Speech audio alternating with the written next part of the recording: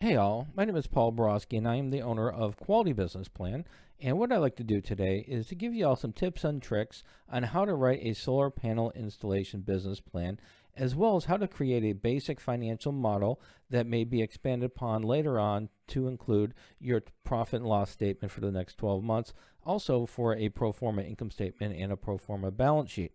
So the way the video is going to work is I'm going to go ahead and give you all a little bit of background about me, why I'm qualified to dispense information in relations to solar panel installation business plans. And then from there, we'll get into a couple tips and tricks on how to write up your company description section, as well as the financial model that you can create and use in your solar panel installation business plan. All right, so without further ado, let's zip through this dandy little PowerPoint presentation I've got ready for your listening and viewing pleasure.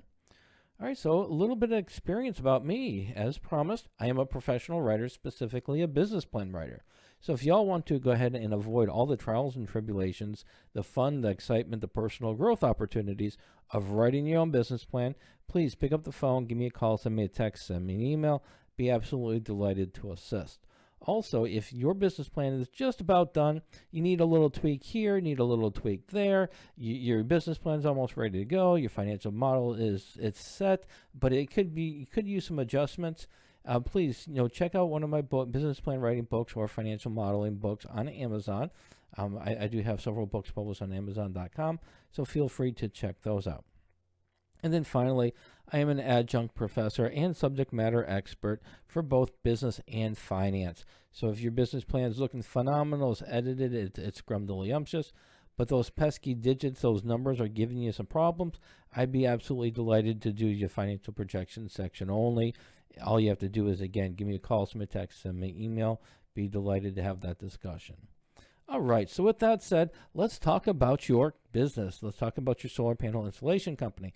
When you are writing your company description, a lot of times what I have found that the solar panel business plan writer, they do a good job with identifying the location. They'll do a real good job talking about the service area. They'll do a good job, summarizing the business owner's background in the solar panel industry.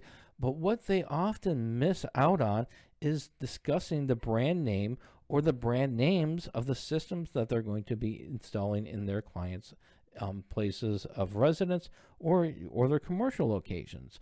So if you're going to be doing just one brand installation, one manufacturer installation, whether it be LG Solar, SunPower, or First Solar, make sure to discuss that one specific company and why you've chosen to install their product in your clients' homes.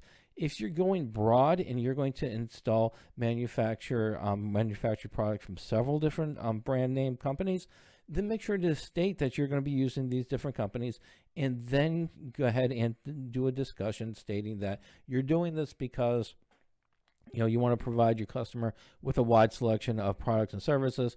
It is going to help that your supply process, in case one manufacturer is having a hard time getting raw materials, then you've got other companies to fall back upon. So whatever the benefits are, whether it's going to be just one company you're going to be doing installations for, or if it's going to be numerous manufacturers that you're going to be presenting, make sure to state that business model, and then also make sure to discuss the benefits of the business model that you've selected. And next is going to be in the company description section. I always recommend for all of my business plans, make sure to include some statistics in your company description section related to the industry that you're going to be participating in. Specifically for this industry, it's going to be the solar panel installation industry. So for example, the solar panel installation industry right now is a $14.8 billion industry in the U.S., and the revenue growth is estimated annually for the next 5 years at about 5%. When you include statistics in your business plan up front, you usually are going to be able to enjoy a couple of different benefits. The first benefit is that you are showing that your document is factual. This, $14.8 billion industry, it's a factual statement. 5% annual growth rate is a factual statement. When you're showing the reader that you have factual information in your business plan, it's going to lend credibility to the document. Also, you're training the reader that this document is factual. So they're going to see this statement and this factual, and another statement and it's factual, and another statement and it's factual. When you get to the parts of the business plan that are assumptions or guesses, an example of this would be your revenue projections. Well, you've already trained your reader that this document is factual. You are going to have a higher likelihood of the reader saying, you know what, yeah, these financial projections make sense because all this other information is factual. So now you're training the reader to say yes, yes, yes, yes, yes. And then when they get to the assumption section, they're going to continue with that trend. Hopefully, at least you got a better chance of creating that scenario as compared to if you don't put the factual information in there to lay the groundwork. And then finally, when you conduct research in your business, you are inevitably going to gain knowledge about your business, even though you might not put all the information that you've read about into the document. You're still going to be able to retain that.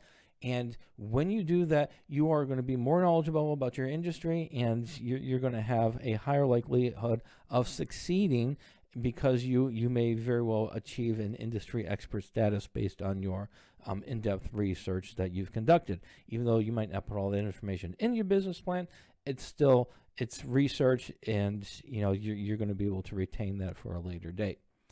All right, next, tip number 2 is going to be your financial projections.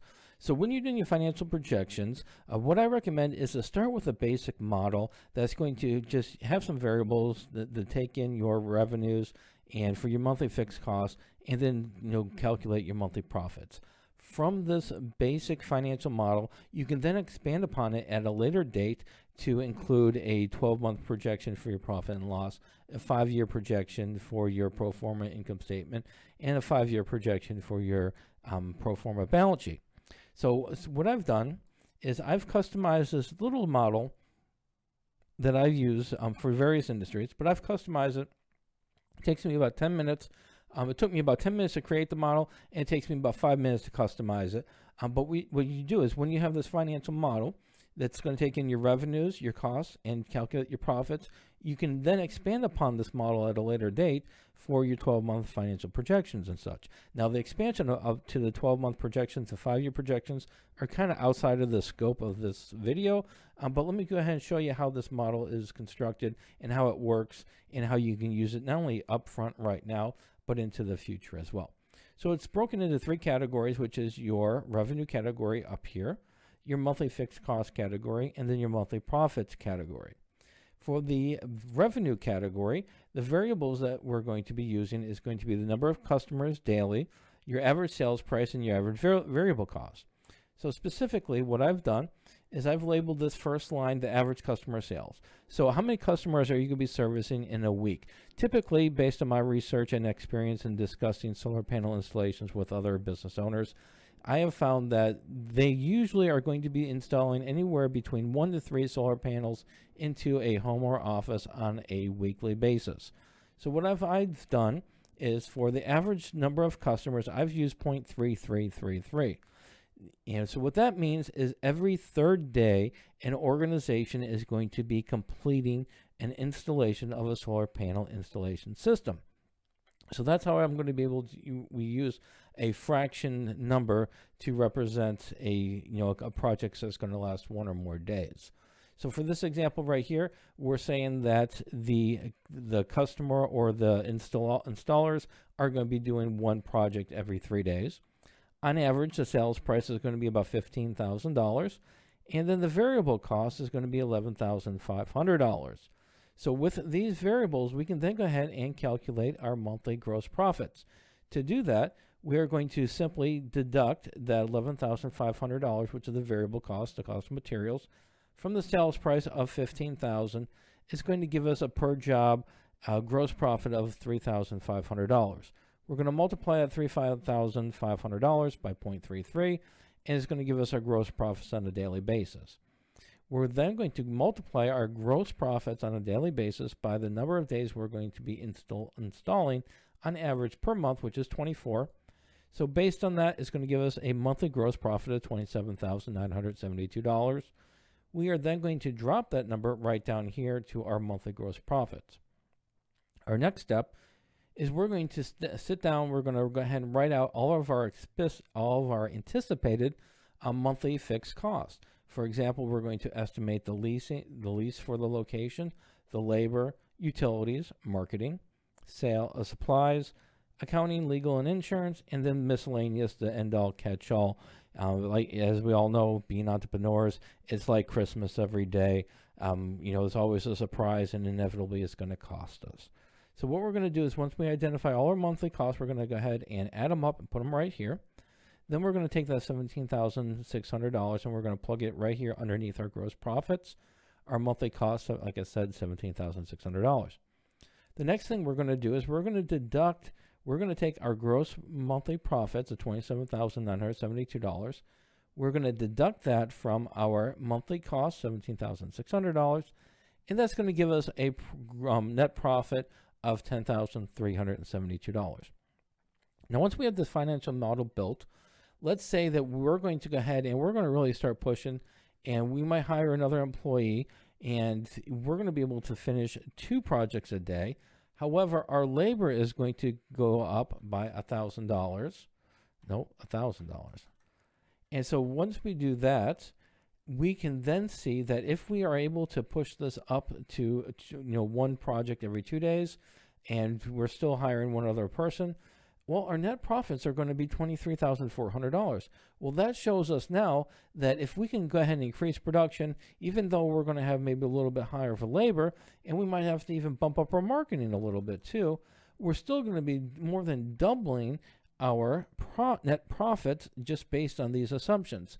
So as you can see, we can move some of these numbers around. We can change our number of customers. We can change the average sales price. Let's say we want to reduce our commission to maybe $14,500. So even then, if the larger volume is going to be justified, the net profits are showing that, even if we lower our price, hire more people, if we can get more installations done, our profits are going to be higher. So this model is really handy to help us identify some price points, but it also could be expanded upon for our 12-month projections. Now that we've got our monthly gross profits and we've got our sales, we can go ahead and build a financial model that's going to take in the revenues and the cost, the monthly fixed costs, and generate the profits, based on this little structure that we've already got concocted here. All right. So hopefully that tip was helpful. And just to summarize, so in summary, when you're writing your own solar power business plan, make sure to follow a proven format. You could go to the SBA, and they've got some general formats there for business plans that you can use for a solar panel installation company and a manufacturing company and a restaurant and also a lawn care company and even a car building company. So you can use that general template for a whole bunch of industries. But now what you have to do is once you get that template is figure out what you need, what you don't need. And it could take you almost as long doing that as it is just to start from scratch. So make sure to follow a proven format. Also, make sure to keep the star of the show as the business. I've gotten a lot of solar panel business plans to edit. And when I take a look at them, I know a whole bunch about the business, and I know a whole bunch of how it's, environmentally friendly and how it can save customers money. But I don't know anything about the revenues. I don't know anything about the location of where the business is going to be. I don't know who the manufacturers are going to be, the systems that's going to be installed. So when you're writing your business plan, keep the star of the show as the business, not all of the benefits of it. The benefits are important, but not nearly as important as describing the business itself. And then finally, contact me if you need a little bit of help. You need somebody to help you, wrap up your business plan or do your financial models. Either one, be delighted to help. If you just need somebody to write the whole darn thing for you, including the financial projections, again, I'm there to help. All right, and then let's see here, and then. If you do want to go ahead and write your own business plan, for more tips and tricks for each one of the sections of a solar panel installation company business plan, just go to my website, qualitybusinessplan.com/how to write a solar panel business plan. On that site, I do give you all some more tips and tricks on how to write your own plan. And then finally, if you do want to go ahead and write your own plan, I do sell templates that are designed for the solar panel business plan industry or the business industry. All you have to do is go to my website, qualitybusinessplan.com solar panel business plan template. And again, I do sell that template as a Word document for your writing, and then it also includes a little financial model that's customized for the solar panel industry. All right, so hopefully this video was helpful. If you liked it, give me a thumbs up on YouTube. And as always, go out there and make a little bit of money. Thank you.